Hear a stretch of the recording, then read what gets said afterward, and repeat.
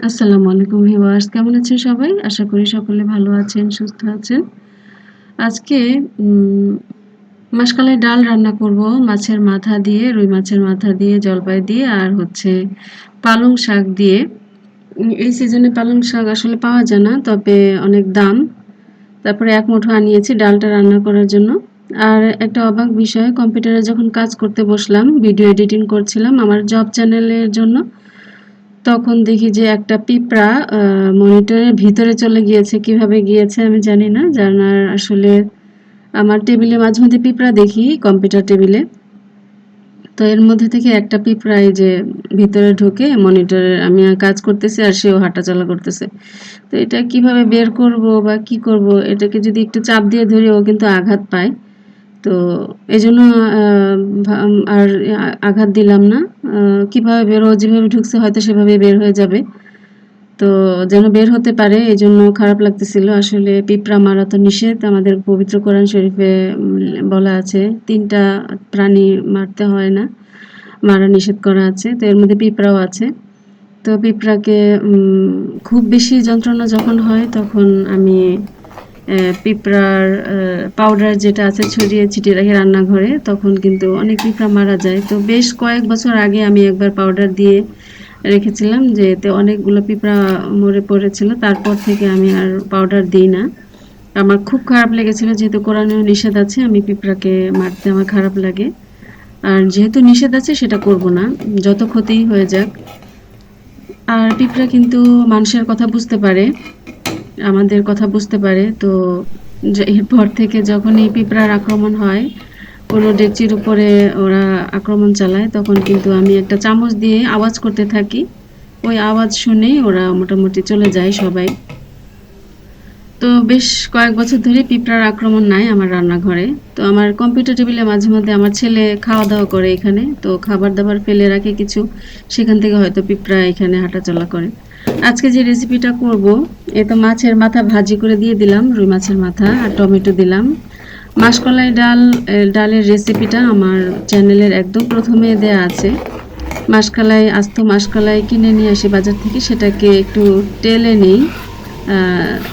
একটু মুচমুচে করে টেলে নেওয়ার পর বয়ামে রেখে দিই। প্রায় মাসখানেক থাকে। প্রতি মাসে ১ কেজি করে নিয়ে আসি। তো এতে হয় কি পোকা হয় না। তারপর এই মাসকলাই ডালকে একটু ভিজিয়ে রাখতে হয়। পানিতে ভিজিয়ে রাখার পর ১ ঘন্টা পরে এটাকে ব্লেন্ডারে ব্লেন্ড করে নিই। তারপর এভাবে নরমাল ডালের মতো রান্না করে নিই। সাথে একটু মাছের মাথা বা মাংস দিয়েও কিন্তু রান্না করা যায় মাসকলাই ডাল। আমি পুরো রেসিপি আজকে আর ডিটেইলস বর্ণনা করলাম না। আসলে মাসকলাই ডালের রেসিপি আমার চ্যানেলে আছে একদম প্রথম দিকে। এই তো ২ স্টেপে আমি মাছের মাথা দিলাম। প্রথমে ছোট মাছের মাথাটা দিয়ে দিলাম। এগুলো একটু ভেঙে নিয়েছি, এই তো। আর পরবর্তীতে আরও একটা মাথা দিয়েছি যেটা আস্ত থাকবে। আর টমেটো। আর আজকে পালং শাকটা এই ডালের সাথে দিব। পালং শাক দিয়ে ডালটা রান্না করলে আসলে আর কিছুই লাগে না। এই ডাল দিয়েই কিন্তু পেট ভরে ভাত খেয়ে নেওয়া যায়।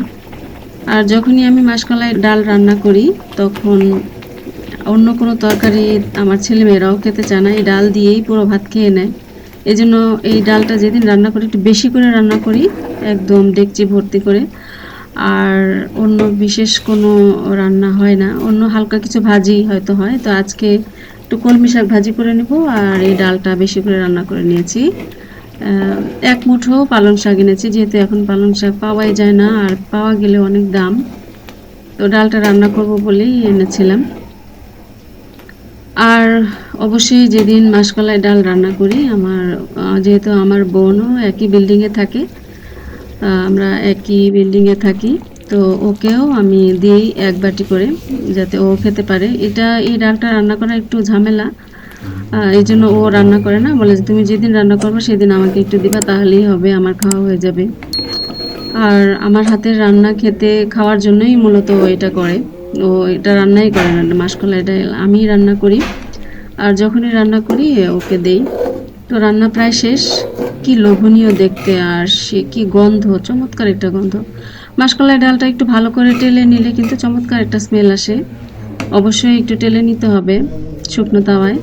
রান্না যেহেতু শেষ, আমি গরম গরম বাটিতে বেড়ে নিচ্ছি আমার বোনকে দিব বলে। বোনের জন্য এক বাটি পাঠিয়ে দিব।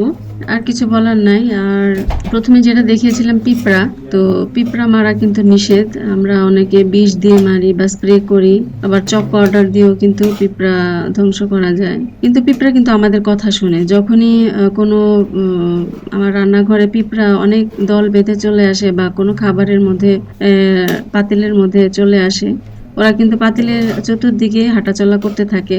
হয়তো দু একটা পিঁপড়া পড়ে যায় পাতিলের ভিতর, তখন তারা তো মরবেই। কিন্তু এই পিঁপড়া তাড়ানোর জন্য কিন্তু আমি করি কি, চামচটা দিয়ে আঘাত করতে থাকি, আওয়াজ করতে থাকি, সেই আওয়াজেই ওরা মোটামুটি পালিয়ে যায়। আর মুখেও বলতে থাকি, তোরা এখনই এখান থেকে চলে যা, তা না হলে কিন্তু মারা পড়বি। কারণ আমি বিশ্বাস করি পিঁপড়ারা মানুষের কথা বুঝতে পারে। আমার দিকে তাকিয়ে আছে আমার হাজবেন্ড, আমি যে ভয়েস দিচ্ছি, ও অবাক হচ্ছে যে আমি এগুলা কি বলতেছি ভয়েসে।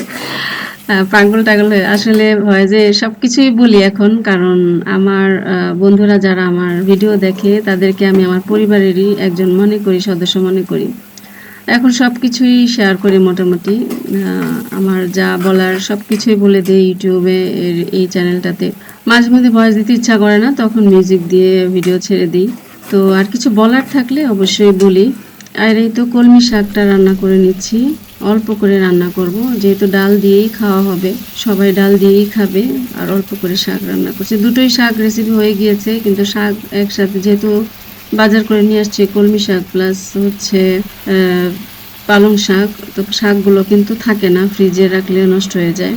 এগুলো সাথে সাথে রান্না করে নিতে হয় টাটকা। এই তো আজকে যেহেতু ছুটির দিন, আর বিশেষ কিছু রান্না করলাম না। ছুটির দিন না হলে আমাকে অবশ্যই একটা মাছ ভুনা অথবা মাছের তরকারি অথবা মাংস রান্না করতে হতো, যেহেতু অফিসে খাবার দিয়ে দিতে হয় আমার হাজবেন্ডকে। যেহেতু অফিস নাই, ছুটির দিন, বাসায় আমরা এগুলাই খাবো।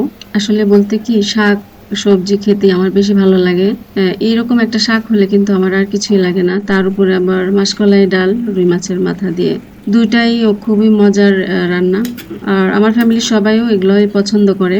ওরা কখনোই, আমার ছেলে মেয়েরা কখনোই জিজ্ঞেস করে নাই যে আম্মু এটা খাবো না, আজকে কি রান্না করছো, এটা খাবো না। আলহামদুলিল্লাহ কখনোই বলে নাই। ওদের মুখে এটাই শুনি যে আম্মু তুমি যাই রান্না করো খুব ভালো হয়, খুব মজা হয়। আলহামদুলিল্লাহ, এটা অনেক বড় পাওয়া। তো এই তো ভিডিওর শেষে চলে এসেছি।